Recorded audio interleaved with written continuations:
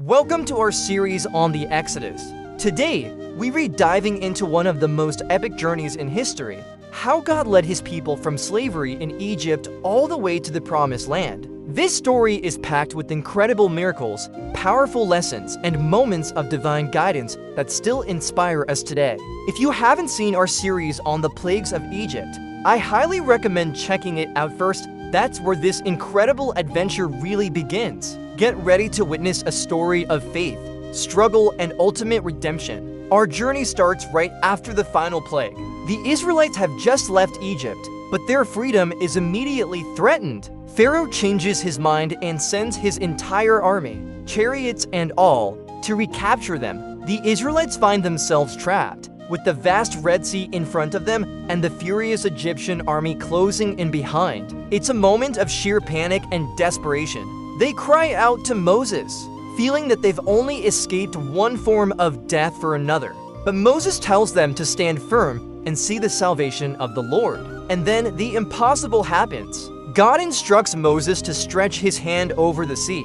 A strong east wind blows all night, and the waters of the Red Sea part, creating a dry path right through the middle of the ocean. Imagine walking on the seabed with towering walls of water on your left and your right. It must have been both terrifying and awe-inspiring. The Israelites walk through on dry ground, escaping the clutches of Pharaoh. When the Egyptian army tries to follow, the walls of water crash down upon them, sealing their fate and securing Israel's freedom once and for all.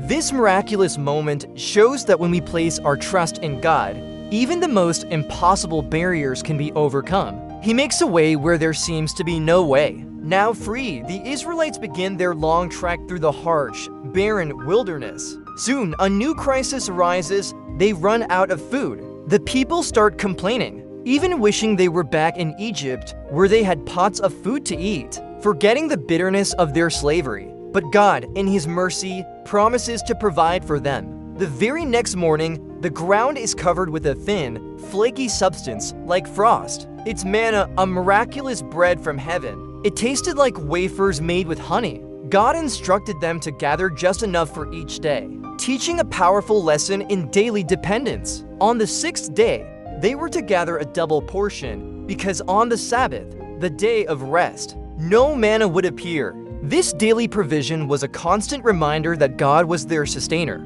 Interestingly, some have tried to find natural explanations, like secretions from insects or resins from shrubs, but none fully account for the specifics described in the Bible, especially its appearance for 40 years and the Sabbath exception. Each day brought a miracle that taught trust and obedience. After food, the next challenge was water.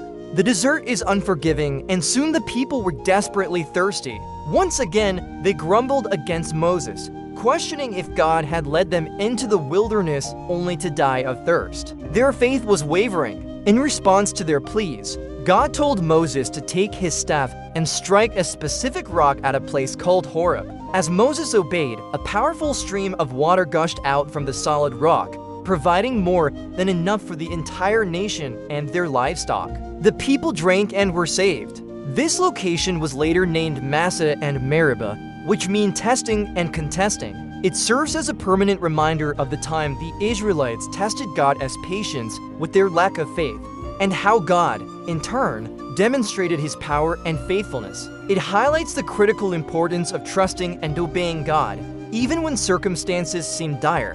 3 months into their journey, the Israelites arrive at the foot of the magnificent and imposing Mount Sinai. Here, one of the most significant events in their history takes place. The mountain is covered in smoke, thunder, and lightning as God descends in a fire to meet with Moses. The people are terrified by this display of divine power and are warned not to even touch the mountain. God calls Moses to the summit, and there, he gives him the 10 Commandments, to tablets of stone inscribed by the very finger of God. These commandments weren't just a set of rules. They were a covenant, a sacred agreement that established the moral, social, and spiritual foundation for the entire nation of Israel. They outlined how to love God and how to love one another, creating a just society that would be a light to the world. While still on Mount Sinai, God gave Moses another set of detailed instructions, the plans for building a tabernacle. This wasn't just any tent, it was to be a portable sanctuary, a sacred dwelling place for God's presence among His people. Every single detail, from the fine linen and precious metals to the intricate design of the furniture, was symbolic and pointed to God's holiness and His desire to be with them. The tabernacle was built from the voluntary offerings of the people, and it was constructed with incredible skill by artisans filled with the Spirit of God.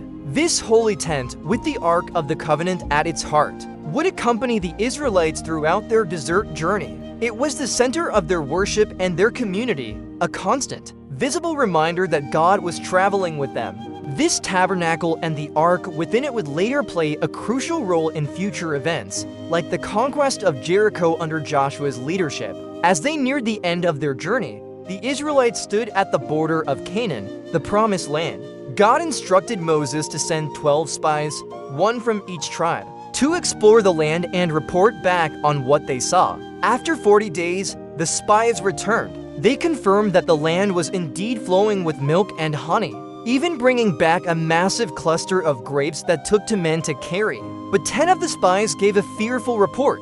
They described the inhabitants as giants and the cities as heavily fortified, concluding that conquering the land was impossible. Only 2 spies, Joshua and Caleb, had a different perspective. They urged the people to trust in God's promise, declaring that if the Lord was with them, they could surely take the land. Sadly, the people listened to the fearful majority. Their disobedience and lack of faith resulted in a devastating consequence: an additional 38 years of wandering in the desert until that entire generation had passed away. This story is a powerful lesson on the importance of faith over fear and trusting God's plan, even when the challenges seem enormous. Looking back, we see that every step of the Exodus journey was guided by God's hand. From the miraculous parting of the Red Sea to the daily provision of manna, from the water gushing from a rock to the divine law given at Sinai, each event taught Israel crucial lessons. They learned to depend on God for their survival, to obey His commands for their well-being, and to trust His promises for their future. The entire story of the Exodus is a timeless testament to faith, obedience, and hope. It shows a God who rescues His people, provides for them in the wilderness, and patiently guides them toward the promise He has prepared. These lessons are just as relevant for us today as we navigate our own life journeys. If you enjoyed this incredible story of faith and miracles, please subscribe to our channel and turn on notifications so you don't miss what's coming next. We have so many more amazing Bible stories to share.